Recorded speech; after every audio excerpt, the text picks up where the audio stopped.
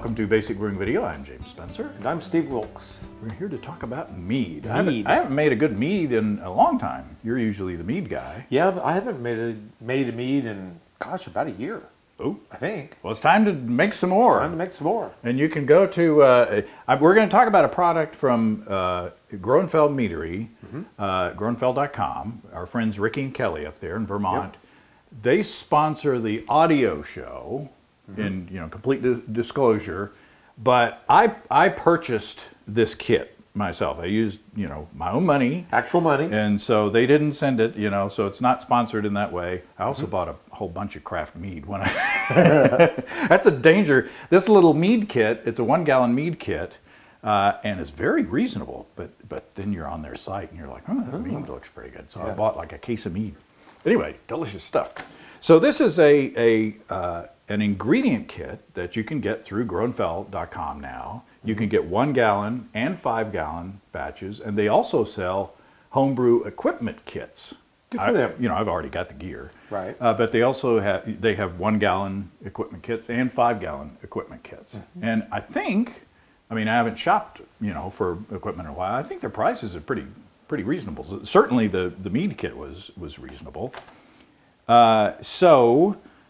This is based on a product that they have called Vanir, which is comes in the big bottles, and it's pretty pricey.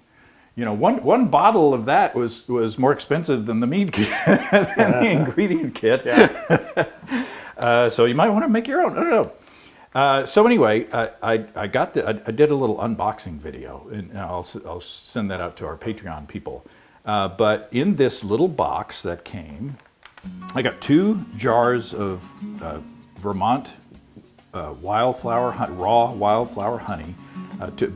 Each jar was 1 pound and 6 ounces. So together it's like 2 pounds, 12 ounces, or 1.25 kilograms.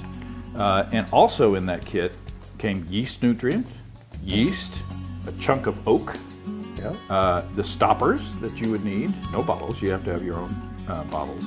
And really complete instructions, which are really well written by Ricky, the mead maker. Nice. So what I did was I warmed up some water, not too hot, but warm enough so that I could infuse the honey into the water. And I wound up using 13.5 cups of water, or around 3 liters of filtered water. Into that, I poured the honey and stirred it up. And then I poured that, once it was all nice and mixed in, I poured that into my little bucket fermenter. And then I put the yeast nutrient and the yeast, which is Lalvin D47. Interesting choice. And so my original gravity was 1106. The final gravity was 1006 for an ABV of 13.3%. So they sent stoppers, because they figure you're gonna make like 4 wine bottles worth of mead, standard wine bottles. But I wanted to do it in beer bottles. We got 8 12-ounce beer bottles out of it. Nice. Because something that big, 13.5%. I don't want to open a big bottle of a big something. Right. Because I don't want to consume it all at one time necessarily, and I don't want it to oxidize. So anyway, I took the beer bottle route. So super easy. I just shook up, once I pitched the yeast, I shook it up real well. It fermented. I let it go for a couple of weeks, and then I soaked the chunk of oak in some vodka for 24 hours, and then put that into the fermenter, and then when I racked into secondary, and then let's see, I did that on Christmas Eve, and then I bottled on January 6th. So let's see what. Well, the nice thing about this is, in the old days, mead was like, it'll be 8 years before you can drink this. That's not true.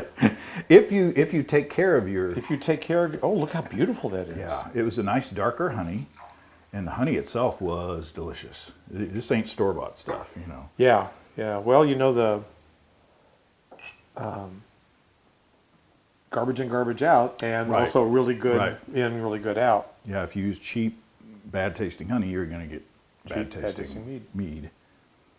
And they don't filter or sulfite or clarify, this product, and neither did I. But if you look, it's nice and It's beautiful. It's nice and clear. You know? Oh boy, that's the honey is there. It smells good. Wow.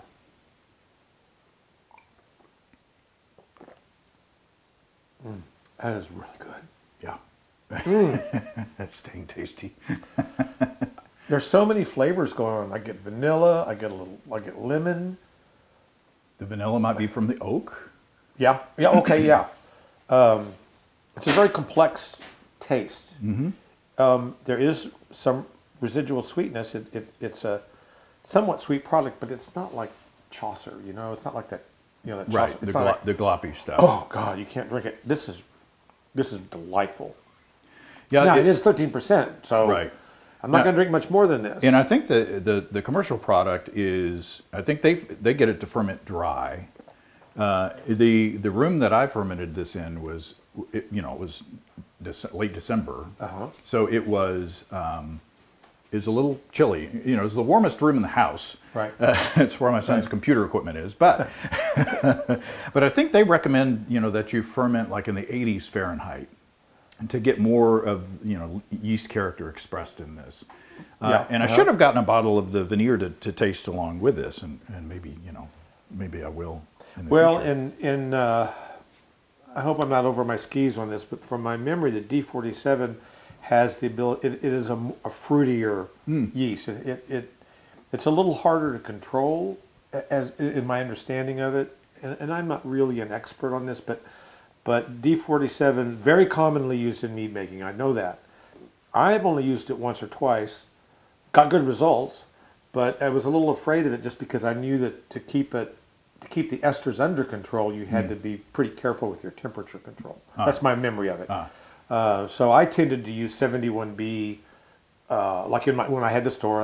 I put 71B in my kits, and that's typically the wine yeast that I'll use. But truthfully, I haven't found a wine yeast or a beer yeast that doesn't make good mead, as long as you take care of have some parameters. Yeah, yeah. This is delicious. This is delightful. This is lovely. Well, good. I'm glad you enjoy it. Yeah, and I just wrote a song. They also they also have on the site an ingredient kit for a craft mead strength mead, so lower gravity, lower alcohol. So I might try that next. But it was super handy, and like I say, the instructions. There's several pages. There's a whole section on cleaning and sanitizing your equipment. Yep. And also, the brewing instructions itself. And you're gonna shandy-ize the. Well, sign me up. Right? You just got a little bit of that. I'm just going to give you a little bit because I don't want to thin it too much. And we got more in the bottle here. So hey, let's try that. Oh, going off the rails.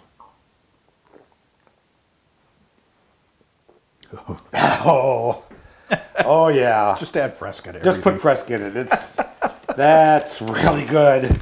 But if you boy, I'm happy. if you hadn't made mead before, these are very clear instructions. And I think that this was I was the first one to ever buy a mead ingredient kit from them. That's great. That's good. That's I'm glad. that's I'm wonderful. happy to support Ricky and Kelly. Absolutely. They support the audio podcast. Yep. And they're good folks. They're really good good friends. folks. Yep. And anyway, check them out. Groenenfeld.com. As I say on the show, GROENNFELL. Bing, bing. And there you go. Well, mead Unpaid advertising. me in St. Louis. Mead me at the fair. Okay, we got to go. We gotta go. Cheers, everybody. Happy Cheers. brewing. Come and visit us online at basicbrewing.com. You can find archive lists of our audio and video podcasts on homebrewing. You can also find our DVDs and our brewer's logbook, where you can track and log up to 50 batches of beer. I'm a genius. Yeah, that's good. That's good. They need to make a hard Fresca. You know, they make hard Mountain Dew. Yeah, sure. Hard Fresca. I'd drink it. I think we just did.